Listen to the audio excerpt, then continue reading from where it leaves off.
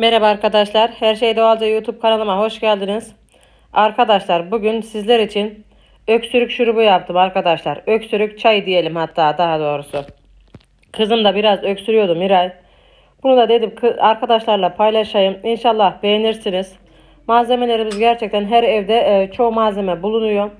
Ocaktan kaynamış olarak aldığım suyun içerisine 2 yemek kaşığı kekiğimi koydum. Ve şimdi karıştırıp bir 10 dakika demlenmeye bırakacağım arkadaşlar. Şimdi bir bütün limonu kesip suyunu sıkacağım arkadaşlar. Bir bütün limonun suyuna da ihtiyacımız var.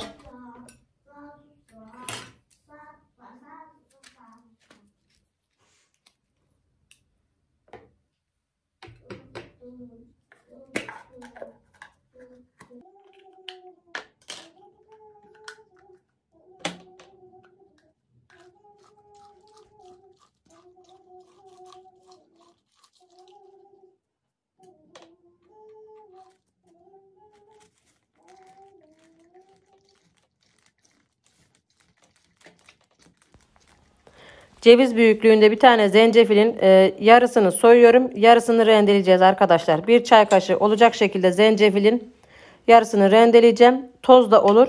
Toz kullanacaksanız da bir çay kaşığı zencefil tozu arkadaşlar.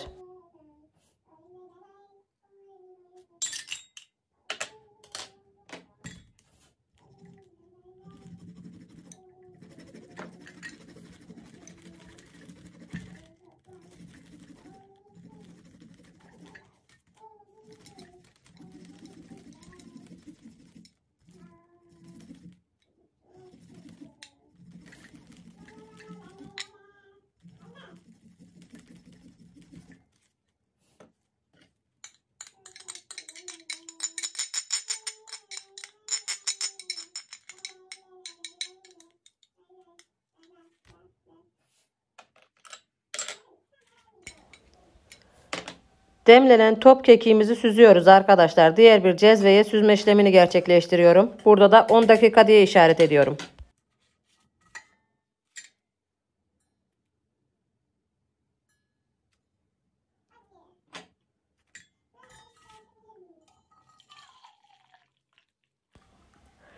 Bir yemek kaşığı petek bal alıyorum ve petek bal ilave ediyorum. Siz evinizde hangi tür bal varsa onu kullanabilirsiniz. Süzme de olur yani.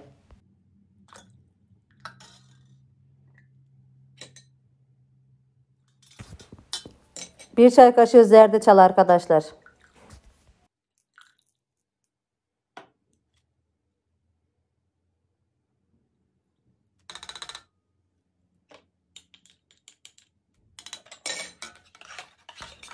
Çay kaşığının ucuyla karabiber arkadaşlar. Çocuğunuza yapacaksanız karabiber miktarını daha da azaltabilirsiniz çocuğunuzun içme şekline göre.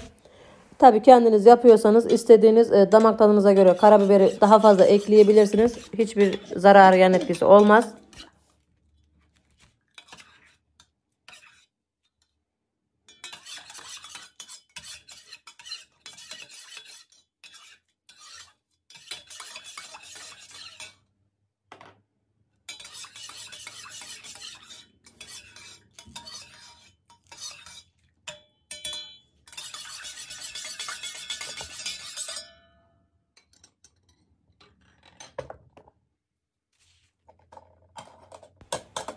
Kızlar okula gönderdik. Şimdi Miray'la bu çayla birlikte keyif yapacağız arkadaşlar. Keyif çayı. Karşılıklı anne kız.